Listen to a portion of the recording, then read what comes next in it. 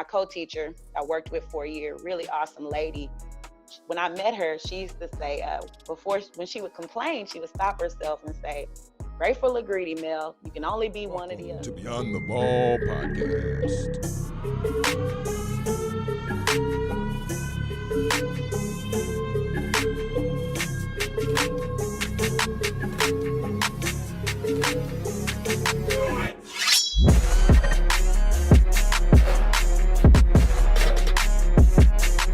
What's going on? What's going on, ballers? And welcome to another episode of the Beyond the Ball podcast.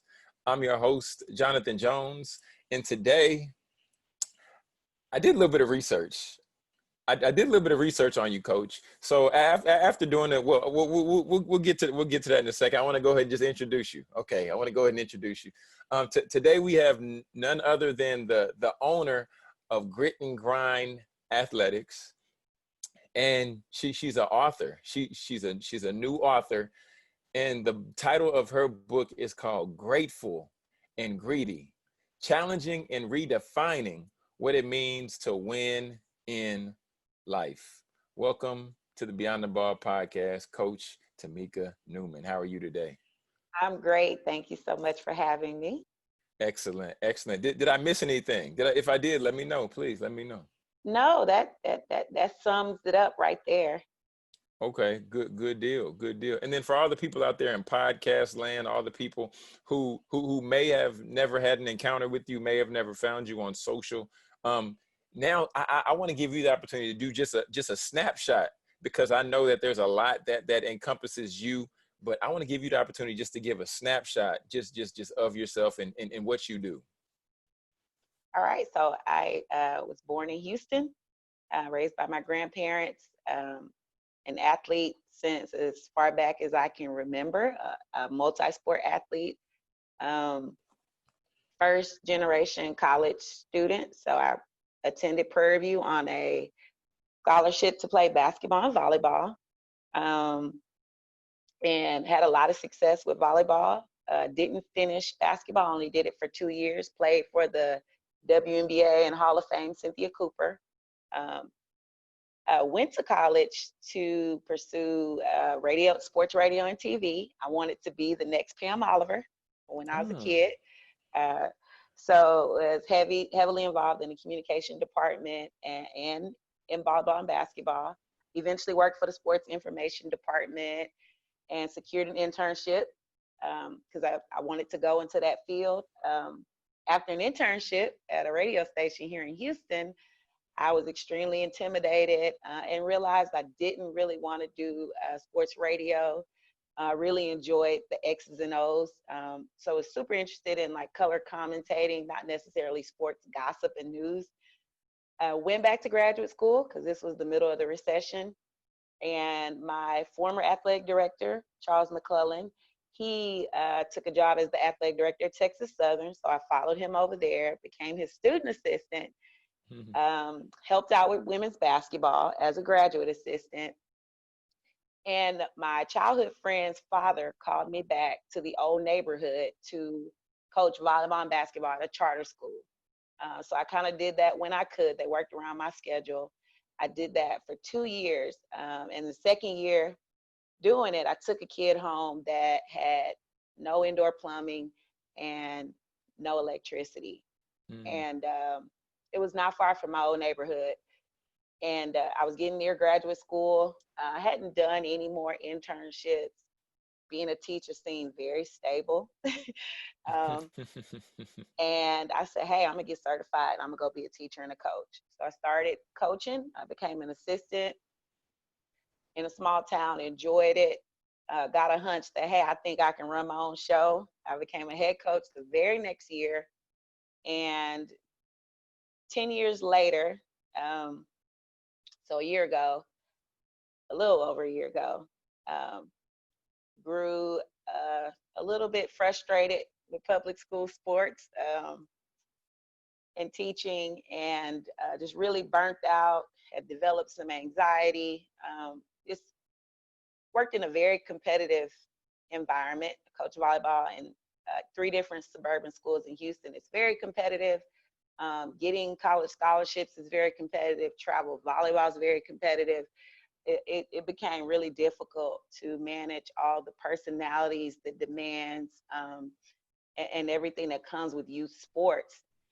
Mm-hmm. And decided that I had kind of wavered away from why I wanted to coach anyway, which was to coach kids that grew up like me. I got going so fast in the coaching world that I wound up at schools that the kids weren't growing up like me. They were pretty affluent, middle class affluent. And some of the things that I was excited about being able to do for them, they didn't require those things. And so some of Mm-hmm. the impact that I was in the way that I wanted to impact, it wasn't happening. And that's when I realized my passion was kind of, I needed a little guidance with it, and that I wasn't moving in the right direction. I think I was in the right book on the wrong page. You know what I mean? Mm. I loved working with kids, and I didn't think that I misread God when He put that on my heart. I was like, but there's got to be another way that I can be impactful. So I decided that I was going to walk away from teaching and coaching, and I formed Grit and Grind Athletics. And I was able to have, develop my own mission. And my mission was to provide volleyball athletic skills training, leadership, and mental toughness development. And I only target low resource areas. And I guarantee, I guarantee that it's, them that it'll be professional and at least 50 to 60% lower than anybody else. And it really blew up because my Mm. colleagues that I knew in the business who coached at those low resource schools, I knew their frustrations. I knew exactly how to come in and affect change right away. And like I said, the price was ridiculously lower than the competitors, and they really jumped on it. So I had a great summer last summer doing that. And then I get a call from my former college teammate, who's the head coach at Prairie View, for the volleyball program. And volleyball program hadn't been very good since we left. We were very successful, won the SWAC championship. I was player of the year. She was conference tournament MVP. And our graduating group, we are also in the Prairie View Sports Hall of Fame. So she said, hey, the pay is way less than what you made as a teacher and a coach.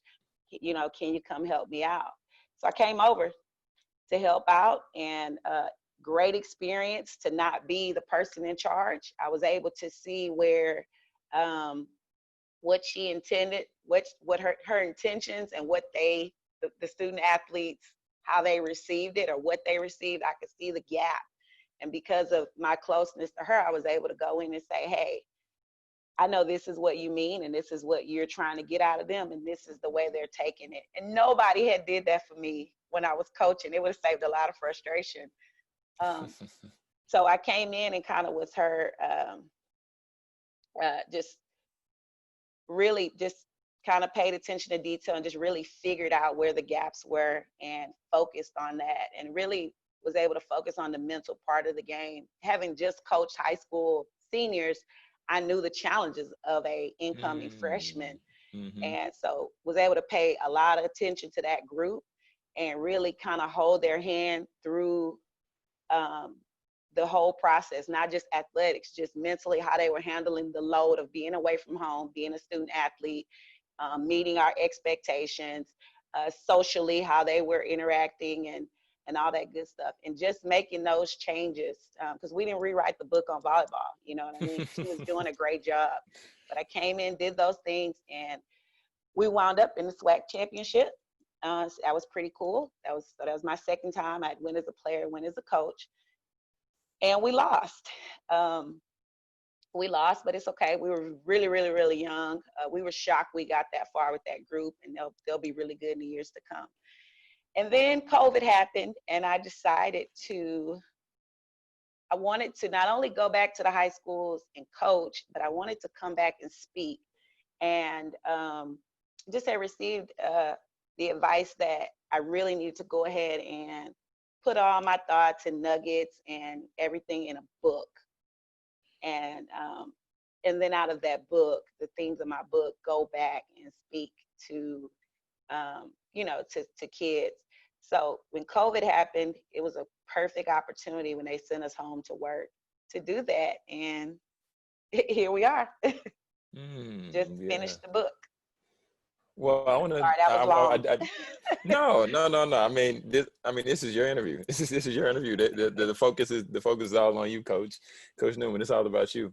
Um, I want to definitely congratulate you on finishing the book, because I know that finishing a book is not an easy feat. And also one thing that you didn't say. I mean, we're going to get to it eventually, but also that you have a daughter. Oh yeah. So, writing a book with a daughter, and even also having your business and coaching and putting on, there's only 24 hours in a day. So, I mean, Oh yeah. I had to, I got up 2 hours before her, wrote 2 hours, got her up, breakfast, do a couple of lessons.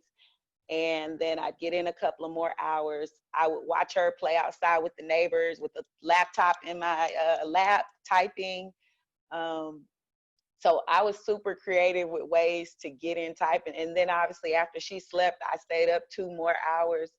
I think the first 16 days I wrote 16 days in a row. And then I was like, whew, I don't want get this laptop away from me. And then I was able after a week to go back in and really attack it.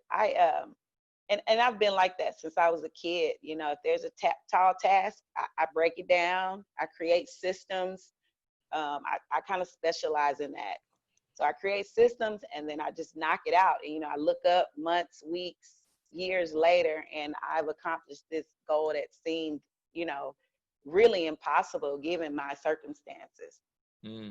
Yeah, I really love that. So with this podcast, like we talked about, the focus is serving and supporting student athletes by stories, by strategies, and by success. And by you saying systems, I have to ask you, what would be like one system or one strategy that you could share with the student athlete or with a young professional listening to this podcast who might struggle with like focus?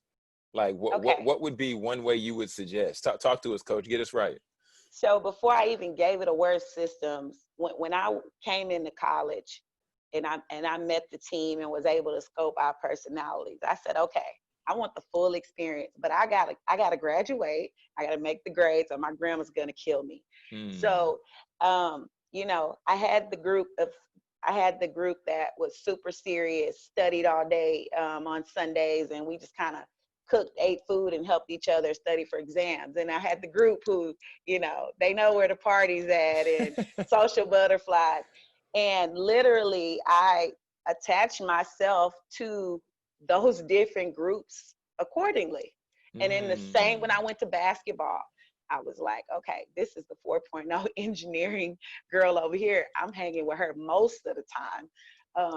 And this girl over here is this and that, and I'm going to hang with her. And she, so first thing is picking out and strategically and intentionally picking out those people that you're going to spend a great deal of time with, because it's going to rub off on you. It's definitely going to rub off. So that's a system. Before I even called it a system, that's the way I approached coming to college, picking out who I was going to hang out with, what were their values, what type of family they came from, how we could relate, would they understand me and what I was from and what challenges I faced. And because of that, I got like 100 really, really good friends from college, Another, can I think of another system? Well, I mean, if you want to, I think that's pure Okay. gold. I think that's really gold. Because I've never thought about it like that necessarily. Like having the study group and having the party group and having I had my church group, Oh, you gotta have that one. I knew I needed to go to church. I was like, hey, where do y'all go to church? They went to church in some small town not far from Prairie View, and I hopped in the car with them on Sundays. So yeah. And see, and I love what you're saying, because what you're saying is that for whatever level of success or for whatever you desire in life, you have to be assertive to go out and get it. If you never asked the question, you would have never got the answer. Oh no. And So that's the same at work with coaches. You know, there's the coach that is the great motivator. And when I study coaches and follow them, oh man, I really like that. You can see what kids just taking it all in. And then there's the brainiac, you know, the person that knows it down to a science. And I knew I wanted to be that person as well. I wanted to be the motivator. I wanted to be the science-based coach. Um, and so I just kept it balanced to it. What coaches I gravitated to, and just tried to model some of my coaching style after. And that works in any field. Just pick, you know, I am not afraid to be a copycat. And I don't remember, I heard that when I was a kid, you know, find somebody that looks like or that's doing something you want to be doing, and do and follow their guide, follow their lead. You know, that what's the quote, success leaves clues. I hmm picked up on that very, very early. Um, and I didn't have very many, a big pool to pick from either. So when I saw somebody doing something that looked like, oh man, they're gonna be they're doing some stuff I want to do. I listen. I knew everything about them. So it works in almost every field, every career. yeah, and I think that's one of the things that uh, I feel when it comes down to not having to reinvent the wheel, that makes life so much easier because there's some mistakes that we don't necessarily have to make because Mm. somebody else has gone and navigated that road for us before. And ultimately, that's what all the great coaches, that's what the great coaches do. Because we know when people talk about, you know, the Pat Summits, or when people talk about the Gina REM, I mean, the list of coaches goes on and on. But ultimately, when you look at like the coaching tree and you look at who the people are that they've been influenced by, a lot of times it points back to the same one, two, three, four coaches, or whatever that may be. And I don't think a problem is, I don't think there's nothing wrong with that. I think more people should do it. Of course, you don't cheat off nobody's paper when we're talking students and stuff like that. Yeah. But calling a coach on the phone and saying, "Hey, coach, what do you think about this?" and talking through strategies and talking through ideas and different concepts like that. But anyway, I wanted to ask you, Coach Tamika, what's it really like? Because you competed at Prairie View, and now you're coaching at Prairie View, and now you're so ultimately, and you didn't say this, I'm saying this, just by looking at the resume and the stats, and I'm just gonna read it off just so that people know who we have on here, just so that people know. You said some of it, but you didn't say all of it. But being a part of 2006 SWAC championship team, then being 2007 SWAC player of the year, then being first team all SWAC, then being multiple SWAC player of the week, and then your team 2016 PV Hall of Fame class, right? So I'm gonna take a step out and say, knowing that you helped build the culture at Prairie View when you competed, and then now going back, and then now doing it from a different angle, like how does that feel? It feels great. First of all, I'm so glad that I've lived a little bit more life before I came back. I think Mm, as a young coach, coaching this age group would have been a struggle. Um, so I came back pretty prepared, um, pretty prepared for what I was getting, personality wise, maturity wise, and all of that. So it's been amazing. I'll tell you, the first week, maybe first home game, our girls didn't prepare well. I just kind of watched them on game day. You know, they're kind of lackadaisical, you know, rolled in when mhm, they wanted to. And I sat quiet, stewing because of the lack of respect for what had been done in that facility. And they were coming off a mm, losing season. So we mm, play the game and we get our butt smacked. And we're talented. We know it. We got a lot of depth and we're super talented. And we get smacked and we go in, and my friend, she's as fiery as me. We're pretty outspoken. And she's talking, and we're in disbelief because we had just played Sam Houston, a 5-set match, 2-hour game. Like we've arrived, we've competed with a Southland school, we've closed the gap. And so she goes, "Hey, Meek, you coach, you got anything to say?" And I told him, I said, "Hey, I sat here, I watched y'all walk in here, I watched you halfway go through the stretches, I watched 2 or 3 of y'all trickle in late. I didn't say anything." I said, "But I tell you what, y'all haven't earned anything on this court. And y'all, in terms of resources, you get 10 times what we had when we were here." Yeah. I said, "Don't let me catch you. Don't let me catch you again trying to come in here and give a half effort, half attitude, half prepared. Like, don't ever in your life disrespect this building and the legacy that we built in this program again. Like the audacity of you." And my friend, she just kind of looks at me and like, yeah, and they're looking and they're serious and they're like, "Oh," because I haven't said much. And we didn't make it a habit of talking about what we had done. We did that maybe twice the entire season because kids don't want to hear that. And I don't blame them. You know what I mean? Because our focus should be on how we can get you from where you are to where you need to be. And that has nothing to do with what we did here. We got to meet you guys where you are. So I was meeting them where they were at till they walked in that gym like they had not just had a losing season. And we hadn't just bust our butt in 2 of days getting them prepared. So that kind of was a big significant moment. And we were smooth sailing after that for the most part. But I was excited that we had the time and I had the wherewithal and the intuitiveness to understand that I didn't need to come in and rewrite the wheel coaching. We had talented kids. She had done a great job recruiting. One of my high school kids, she had came on as a freshman. We knew what we had. And I was like, okay, we can't say we didn't go get talented kids. We got to get these kids to produce. We saw something in them. Let's go see where they lack, what they're missing, where the gaps are, and try to get everybody just a little bit better.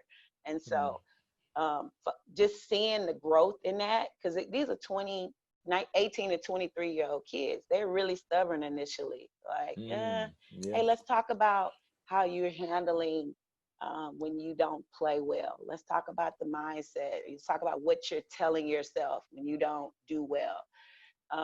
Let's talk about what, your mindset when you come into practice and all this stuff. And they were like, kind of looking at me like, this is silly. I don't think this has got anything to do with anything. And then when they started to see that, and I can go and talk to them after the game, hey, so roundabout here, you were doing this, you were doing that. And I could see your body language slumping. And I could tell you weren't having great positive self-talk. And how do we fix that? And so I'd give them little homework assignments to report back to me. And so I was able to do a lot more with them because we had more time and without the influence of parents. I had just come from youth sports. I coached travel ball 12 years, high school 10. There was always, you tell a kid something, then they go repeat it to their parent, not like you said it.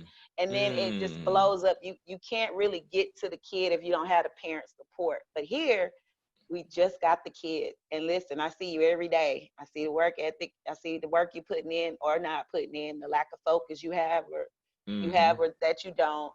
Hey, you got to deal with this. Nobody can bail you out. That was a sigh of relief for me because it was like, hey, I'm an adult. I need to face this. I need to do what I need to do to get better in this. So it was really fun. I mean, it's your usual team stuff, and you're dealing with college kids. So sometimes we put out a few fires, and then you can't tell whose boyfriend broke up with him. Oh Lord. Or who failed the chemistry test. But it was great. It was a sigh of relief, and then for all of that to result in us going from winning 7 games to, I believe we finished winning 18 the Mm. buzz around the school and around Houston and on the recruiting scene. Because Wow. we're in a volleyball hotbed. Being down the street from Houston, the best volleyball players in the nation on the high school level, the prep level, Mm. living in Houston area. Wow. And that was huge for us. The emails we got rolling in from high schools that would never consider going to Prairie View, that was super rewarding. So Wow. I didn't know Houston was a hot spot for recruiting and some of the best. I did not know that. yeah, they just voted Texas Wow. #1 for volleyball from high school on up to college, the state of Texas. So it's huge here and crazy. Wow. Okay. Well, sounds like a great situation. And I haven't had the privilege and the honor of being on Prairie View's campus, but I've driven by on a road trip, and it Oh, looks beautiful. It looks beautiful. The campus looks beautiful. Just from what I've seen, it's not what I expected, um, but it looks beautiful. I had to go and apologize to my friends who are some Prairie View alum, because I thought something that wasn't the best. But then I realized after seeing the campus, I was like, wow, I have to oh put yeah. both my feet in my mouth. Oh So yeah. It the yeah. lawn is it's just amazing. It's the landscaping is ridiculous. We sit on a hill. We've got Hmm. brand new state of the art architecture and engineering buildings. It's beautiful here. I actually think that every time I hit University Drive to enter the campus, and I've been probably on the campus of maybe 15 HBCUs, all the ones in the SWAC, some of the MEAC, Tuskegee. Hmm. And I'm biased, but I think we're like #1. I really do. Yeah. I really do. And I think that's fair. I think that's fair. I want to take a slight pivot, because I definitely want to dive in really quick and talk a little bit about grateful and greedy, Oh yeah. challenging and redefining what it means to win in life. The title Okay. is juicy. And Oh, I'm gonna make sure to share a screenshot of the book on the screen. But you just look so pleased. You look so grateful in your cover, for your cover image. You look so grateful. Talk a little bit about grateful and greedy. Give us. I, I, I don't want to say give us one of your favorite takeaways from your book. probably that you should be greedy.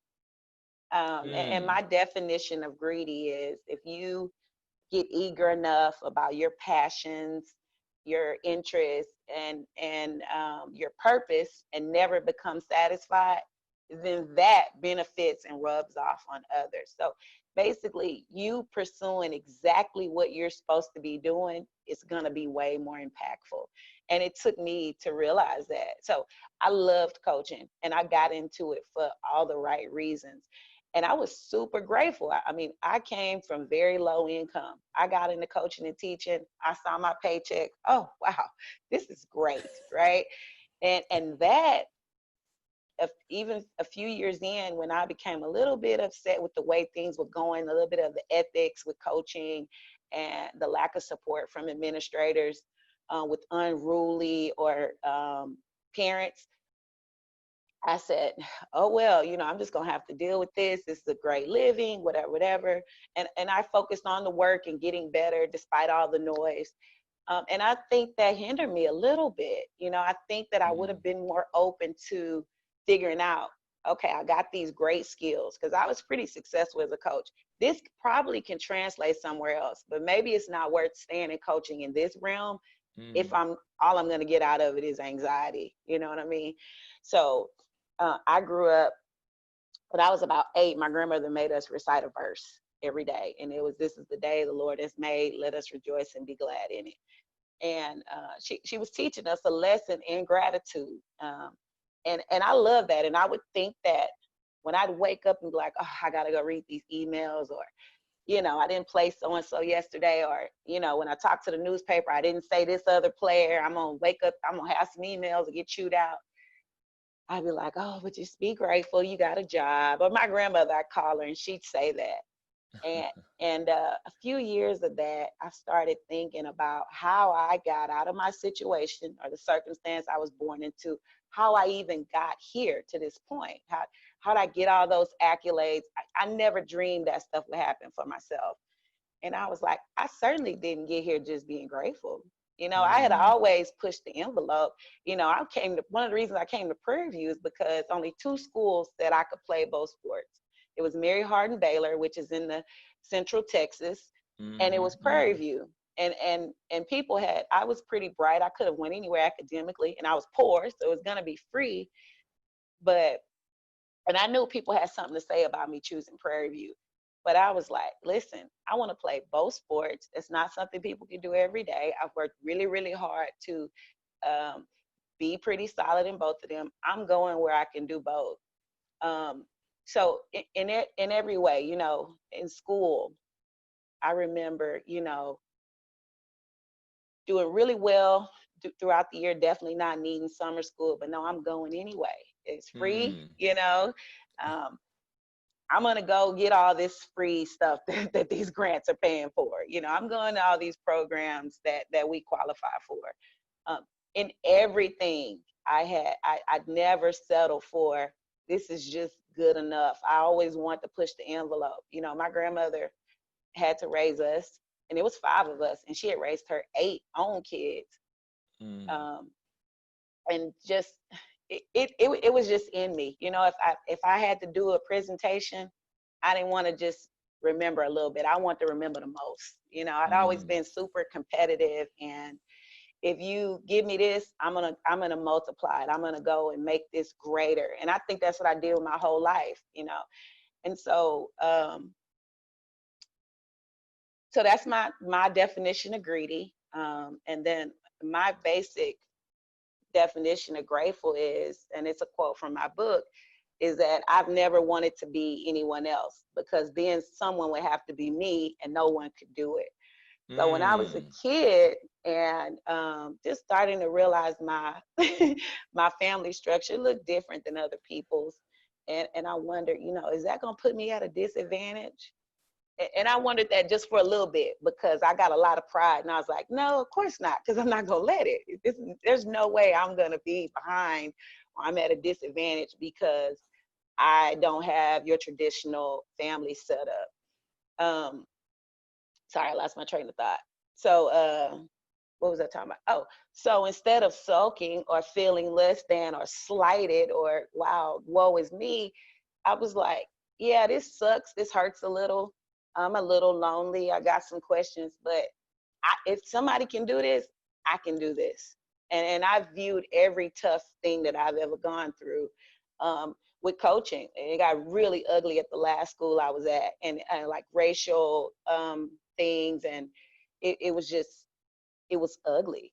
And Mm. I thought, when I stood on the sideline and had to finish it out, I was like, this sucks really bad, God, because I've given this profession a lot, but it's nobody else could do it. Nobody else could stand up here after just having a meeting, or, um, I mean, I'll just tell you, it got so bad I had to press like charges and restraining Mm. orders on certain parents. They really, the Wow. worst stories you've heard about youth sports this season, they was bad. And I kept telling myself, and nobody else could do this. And if there's something I'm supposed to get out of it, then I'm okay being here. But I'm gonna use this. I'm Mm. gonna use this. You know what I mean? I'm gonna come out victorious in this, because I'm gonna use this. So my a teacher that my co-teacher I worked with for a year, really awesome lady. When I met her, she used to say, before, when she would complain, she would stop herself and say, "Grateful or greedy, Mel, you can only be one or the other." Mm. And uh, and I remember when she talked about it, and I loved her. We had the same Christian upbringing. It makes a lot of sense. You know, I agree, because it helps you with perspective. You know what I mean? Definitely. Gratefulness is directly attached to happiness. It's like, this is bad, but I'm going to choose to be happy. I'm Mm. grateful that, this sucks, but I'm just grateful it ain't this. It could be worse. And I started to go through those issues, and I started to think, hey, I can walk away from coaching. You're more than just an athlete or a coach. Like, this athletic identity, it's okay to go away from this, Tamika. You're like 30 something years old. It's, you have an identity outside of sports. I started saying, no, I need to get back greedy, because that's how I even got these opportunities. When I was a kid, there was no limitations. I had this ridiculous laser focus, and I missed some blind spots because of it. But, overall, I'm thankful for that narrow and laser focus, because it got me out the neighborhood. But now, I definitely think with everybody, I just think being just grateful really limits creativity. It really does. And I think I just think that it's worth it for you, and that you won't reach your full potential and really live in your full purpose if you're not greedy. And I think it's contagious to be greedy. So I'm telling everybody, just to be greedy. And then the subtitle. So I talk about how when you're born, depending on what circumstance you're born in, there's this kind of standard of what it would look like for you to be successful. Okay, this is how you started. If you got here, that's pretty good. And I think we start to accept that. So I was low income. The standard of winning was like, go to college, get a great job. And then I think early career, I really started to challenge that when I ran into those issues at that school, because I was working really, really hard. I mean, harder than a lot of people. But there was always strife. There was always something. And I was like, wait a minute. Okay, God, I got the lesson last year, but this is like, so I really started to challenge that. And then just 2 years ago, and I have a 4-year-old daughter, and I'm a single parent. So when I found out I was going to be a single parent, and I was coaching girls and mentoring them, I was a little disappointed. Like, whoa, am I a hypocrite? Can I give these girls advice? And I had a baby not not being married. And my daughter was born early. I was in the hospital for 5 or 6 weeks, and then had her, and then she stayed 5 more weeks. It was this really crazy story. It was really touch and go. And I was like, here I am worried about this standard that says you can't be a great role model if you aren't married and you have a kid as a woman. I am literally giving brain space to that, and I'm bringing a kid into the world 11 weeks early, whose organs aren't developed yet. And then when I got back to work, the same mess. And I remember rushing back to work. She would come in her stroller with me to the weight room to do summer workouts. And I was like, wait a minute, and that's when I realized I was totally delusional about what it looked like to win in life. That wasn't winning. I was not winning. I was winning on the court. I left that school with a 30-8 record. We went 30-8 the year I left. And I knew about 2 weeks in that I was done. I could just start to see that, move on. You've been there 5 years. You did all you can do. But yeah, I started. And so now I'm just really like focusing on just writing my own rules. Even the way I raised my daughter, I was a little brainiac. I was really smart, walking parrot. I could regurgitate and repeat anything. Crazy memory. And my grandmother, she loved it. It was like, oh, dude, tell them this, repeat that, all these words. And so my daughter, I don't put any pressure on her to learn everything before everybody in her age group. I really, if she wants to, I let her, so I really try to just with her with that, just really raise her in a way that she gets to decide what she wants to do and how she wants to do it and what level she wants and what importance she's going to place on it. Of course I got her. I want her to be a great student, but I think I'll raise her a little different in that regard. And instead of this is the blueprint. And no, hey, what's your goal? This, okay. There's different ways to get there. It's okay if you don't take the way that everybody else the route that everybody else is going to take. Mm-hmm. So I'm hopeful that I will continue that with her. That's a huge goal for me. So my goal now is to implement redefining what it means to win in my personal life, in my career, which is why I'm definitely helping out here at Prairie View, but definitely hope in the near future to be a full-time entrepreneur. Although I'm certainly enjoying this, it wasn't a long-term goal for me, but I'm certainly okay with it being a stop on my journey. It's really passion work, here, and purpose work. Me being able to come back when I did. And then in relationships and, even with my relationship with Christ, which has evolved. I've been a Christian since I was born, baptized really early. I've had to go back and really make sure that I'm definitely in charge of, and, just have a lot more control over what I believe my relationship with Christ should look like. And that is not based on what my grandmother said and what my mom said and what my preacher said and my Sunday school teacher said, that I understand that it can look different for me.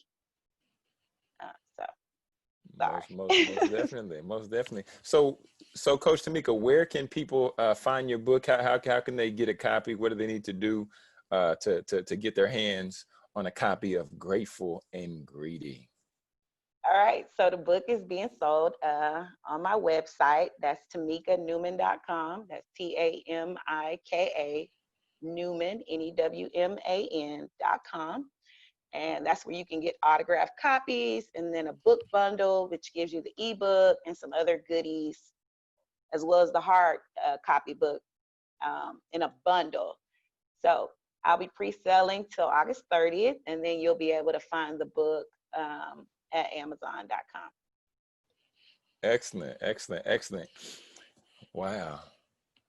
Grateful and greedy. I really love the fact that you said that you said that you can't just win at life just being grateful, because gratefulness is something that's a message that's pushed real heavily here lately. It's like gratitude, just gratitude, be grateful. But you said, nah, you gotta be greedy to go out here and really win at life as well. So I can respect that, and I agree. I definitely agree with you on that, Coach. And Coach, before I let you go, we about to wrap it up. We about to land the plane, but before we do that, right. Just like I told you, I like to have a little fun on the show and like to do something that we call the 2-minute drill. And the 2-minute drill is just, I'm gonna ask you a few rapid fire questions. It's just gonna be for a little fun, and we're gonna go pew pew pew, and then after that, we're gonna wrap it up. We're gonna put a bow on it. We're gonna tie it, and then we're gonna call it closed. So okay, are you ready? I'm ready. Okay. You look so nervous over there. You good, Coach? I know. I like to prepare, but this is gonna be surprises. Oh, good. It sounds like 2020 then. Sometimes you got to pivot. Amen. Okay. Okay, here we go. Favorite food? Gumbo. Oh, okay. Louisiana gumbo, or are you talking about like Houston gumbo? It's a Texas version I like. Oh, okay. What's the last book that you read? 50 Cent book, Hustle. What is it? Hustle Harder or something like that? Yeah. Hustle Harder. Okay. Your favorite Netflix show of preference? Madam Secretary. The political show about the Secretary of State. It's old, and it's like 5 or 6 seasons, but Netflix airs it. I love it because you learn a lot of, they use the real terminology and the stuff that goes on, the little fires they put out that we don't even hear about as American people, and the level of involvement we have into people's foreign affairs is crazy to me. So I love it. Okay, I'll check that out. Favorite podcast? Beyond the Ball. well played. Come on now. well played. And then last question, what's one tip that you want to leave for a student athlete? What's one tip?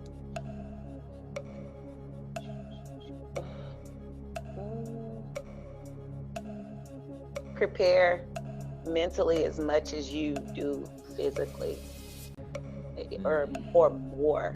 That'll be the difference in who can make the jump. Everybody that comes is pretty talented. Some kids mentally, they're mental midgets. They are not prepared for the ups and downs of a season, a year, whatever. They're just not prepared. The lows are too low for them. And, the highs, they're too high. They're not prepared.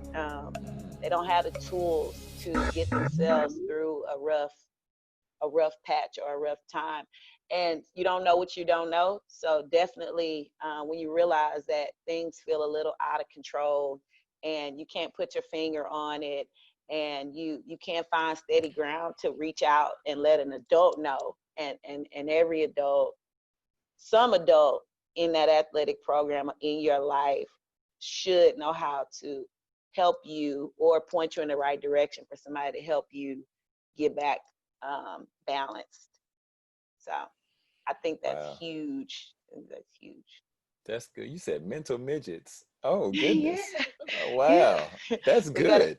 we get a kid who's an athletic beast, and then we different things. Just the day-to-day life of a student athlete starts to chip away at them. They're not managing it well. It's like, Wow. it's hard for you to know that in the recruiting process. But once you got them here, it's your job to help get them, where they need to be. And it's people. I underestimated the load of leaving home. And I thought I was a pretty independent person. Leaving home and be responsible completely for yourself, trying to perform in your sport and to fit in or find your way socially. And then to do it all without me. I didn't have a blueprint at all. Nobody had done it before. It was nobody at home I could call and ask about it.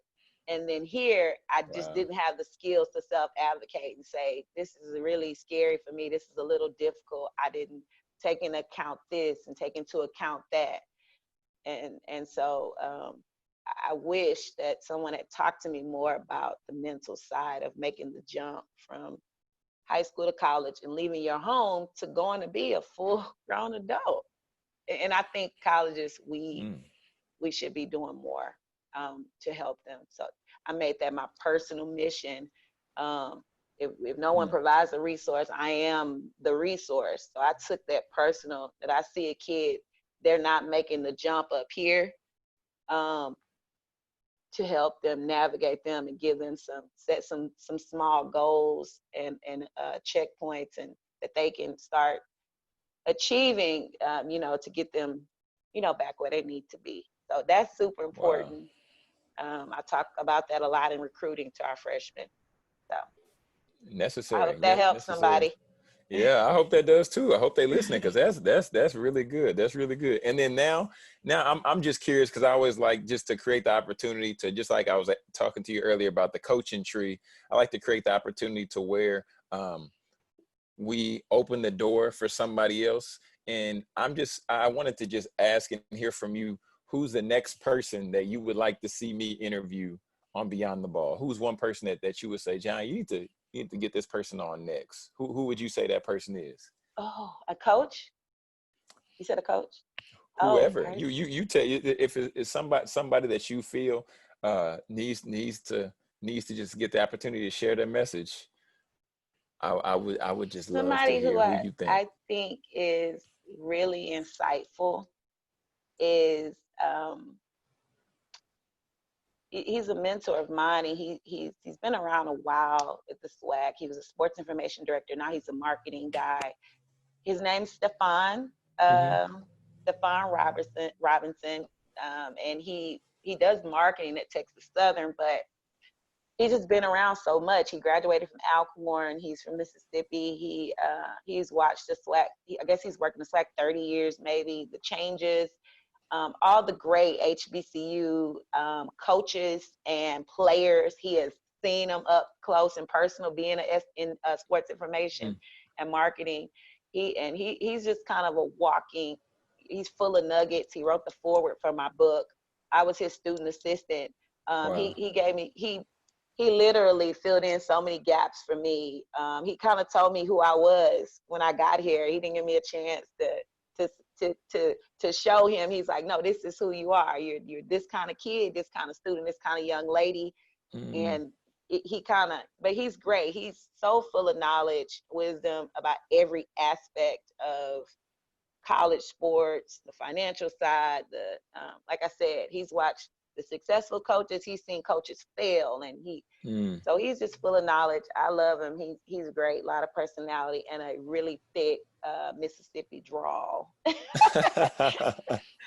But right off the top of my head, and I know so many, I just thought of him.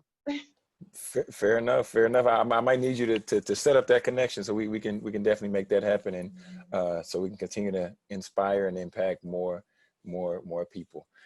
Coach Newman, one more time, I want you to let people know where they can find your book, and then also where they can find you and how they can connect with you. Please share that information. Okay, so book website, tamikanewman.com. My IG, tamika.r.newman_GGA is my Instagram. So check me out on the website. Go and subscribe to my newsletter so you can get content weekly, and definitely shop the book. And then follow me on IG for updates and on everything else that I'm doing. Excellent. Thank you so much for having me. I really enjoyed it. You are more than welcome. Thank you for taking the time to share with us. You dropped a lot of nuggets, dropped a lot of insightful information. You definitely blessed me, and you got a lot of quotables in there too. So, awesome. Yeah. That's out of my book, so I hope it does well. Hey, yeah, there it goes. And everybody out there, all the ballers listening, we would encourage you to subscribe to the podcast. And if you feel that this episode or any of the other episodes have been insightful for you, we'd like to ask you to leave a helpful review wherever you listen to podcasts, Apple Podcasts, all the platforms and all that great stuff. Because we're here ultimately for students to serve and support student athletes and provide them with stories, strategies, and successes to help them succeed beyond their degree. I'm Jonathan Jones, and this is Beyond the Ball.